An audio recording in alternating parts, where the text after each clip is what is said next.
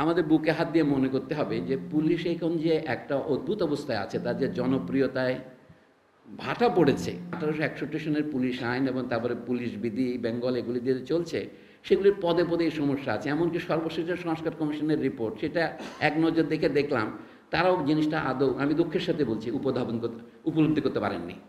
যেখানে পুলিশ নিজে জনগণকে রক্ষা করতে যায়, যে কারণে সে বলছে ফায়ার ডিপার্টমেন্টের চাইতে আমাদের কাজটা আলাদা, কারণ আমরা সমাজকে রক্ষা করি, সেটা মার্কিন যুক্তরাষ্ট্রে দেখা যায় একটা ব্যঙ্গচিত্রের মতো হয়েছে। অত সকলেই তো আমরা বলি মার্কিন যুক্তরাষ্ট্র গণতান্ত্রিক সমাজ। আমি দুটো কথাই বলবো শুধু।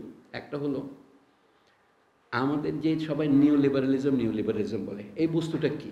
আমি অনেককে জিজ্ঞাসা করেছি, লিবারালিজম সবাই জানে, কিন্তু এটাকে নিউ বলে কেন? কখন থেকে নিউ শুরু হলো? এটা খুবই গুরুত্বপূর্ণ, কারণ এইটার অধীনেই আমরা চলছি। যদিও বা আমাদের একটা সংবিধান আছে কাগজ, সে অনুসারে চলি না। এবং সেখান থেকে দেখা যায় আমাদের রাষ্ট্র, যাদের একটা শাখা হচ্ছে পুলিশ, রাষ্ট্র অপর শাখাটা কি? স্কুল, কলেজ, বিশ্ববিদ্যালয়, পত্রিকা, সহকারীরা জনমত গঠন করে, যেটাকে চমস্কি সাহেবরা নাম দিয়েছেন ম্যানুফ্যাকচারিং কনসেন্ট। এই কনসেন্ট যখন মাঝে মাঝে ভেঙে পড়ে, আমাদের সাম্প্রতিক ঘটনা যা ঘটেছে 2024-এ, যেটা স্মরণে আমাদের এই অভূতপূর্ব অনুষ্ঠান আপনারা করছেন, সেটা কি? কনসেন্ট যখন ভেঙে পড়ে তখন তার খোল নলচে শুদ্ধ রাষ্ট্র দেখা দেয়। দেখা যাচ্ছে রাষ্ট্র শুধু জোরের উপরেই টিকে থাকতে পারে না। যখন জোরের উপর মাত্র সে টিকে থাকে, জনসমর্থন যা যখন শূন্যের কাছাকাছি নেমে যাবে, হিমাঙ্কের নিচে নেমে যায়, তখন পরিবর্তন অনিবার্য হয়ে পড়ে।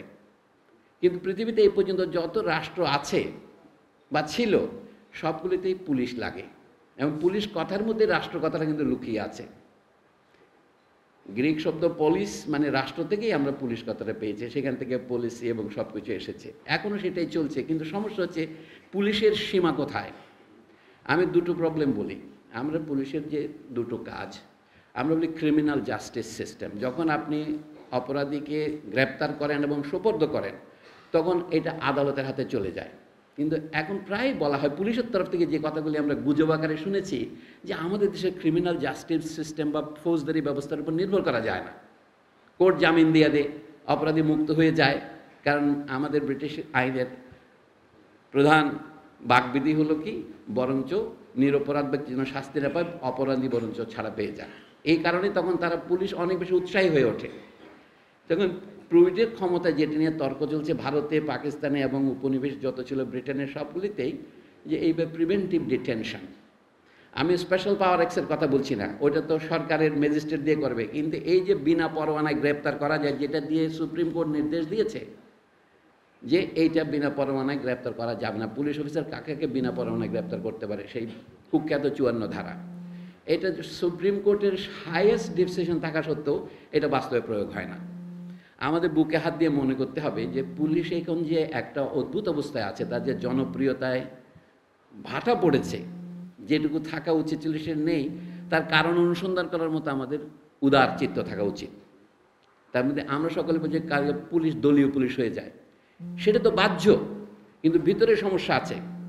আমাদের পুলিশ আইন যে আমরা লিখতে পারি না, 1861 সনের পুলিশ আইন এবং তারপরে পুলিশ বিধি বেঙ্গল এগুলি দিয়ে চলছে, সেগুলির পদে পদে এই সমস্যা আছে। এমনকি সর্বশেষ সংস্কার কমিশনের রিপোর্ট, সেটা এক নজর দেখে দেখলাম তারাও জিনিসটা আদৌ, আমি দুঃখের সাথে বলছি, উপলব্ধি করতে পারেননি। এই জন্য মাঝে মাঝে বোধহয় আমাদের আলোচনা হওয়া উচিত। এই সমস্ত পুলিশ সপ্তাহের যে ফর্মাল আলোচনা, এতে সব কথা বলার সময়ও নাই এবং বলা হয়তো উচিতও নয়, তবে অনেক কথা আছে অকথিত, যেগুলি খোলাখুলি আলোচনা হওয়া উচিত। এটা বলছি, কাজ তো দুটোই। কোর্ট যখন শাস্তি দেবে, যখন পিউনিটিভ ইনকারসারেশন হবে, মার্কিন যুক্তরাষ্ট্রে যা হচ্ছে এখন, মাস ইনকারসারেশন, হাজার হাজার লোকে বন্দি করে রাখছে, এবং সেখানে যে ইনজাস্টিস, সেটা তো তার কলোনিয়াল আমল থেকে হয়েছে। সেখানে কালোদেরকে দমন করার জন্যে অ্যাক্রস দ্য ক্লাস সকল সাদাকে ঐক্যবদ্ধ করা হবে, এবং কালোদেরকেই চিহ্নিত করা হচ্ছে। আমি কালো এবং আদার কালার সব বলছি একসাথে। এই জিনিসটা উপলব্ধি না করলে মার্কিন যুক্তরাষ্ট্র বলে কি, function of police in a democratic society.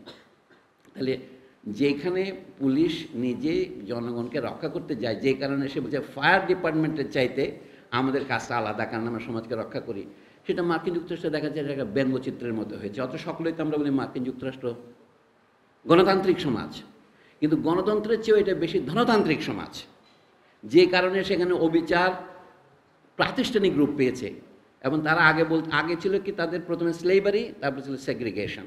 এখন কি হয়েছে, এখন বলে তাদের এটা আগে ছিল to maintain the colour line, that was the chief function of the police, not to establish justice, কিন্তু সেটাকেই জাস্টিস বলা হতো। এখন কি করে, এখন মার্কিন যুক্তরাষ্ট্রের রিক্রুটমেন্ট পলিসি কালার ব্লাইন্ড। কালো লোক রাষ্ট্রপতি হয়, কালো লোক সেনাবাহিনীর প্রধান হয়, কালো লোক পুলিশ চিফ হয়, এবং আমাদের এখন ইউটিউব ভরে গেছে কালোরা কীভাবে সেখানে FBI অফিসার হিসেবে সাদাদেরকেও আক্রমণ করছে। কিন্তু আসল সত্য তো সেটা সেই প্রচারণায় পাওয়া যাবে না, ওটা তো ফিকশান। আসল সত্য হচ্ছে এখনও সেটা আনজাস্ট সোসাইটি, সেটা দেখলেই বোঝা যায়। কালোরা সেখানে জনগণের শতকরা 15 জন হবে না, কিন্তু জেলখানার শতকরা 75 জন কালোরাই। আমি এই তথ্যগুলো যদি আমরা আলোচনা করি তাহলে দেখা যাবে সেটাকে, অথচ মুখে আমরা গণতান্ত্রিক সমাজ বলছি।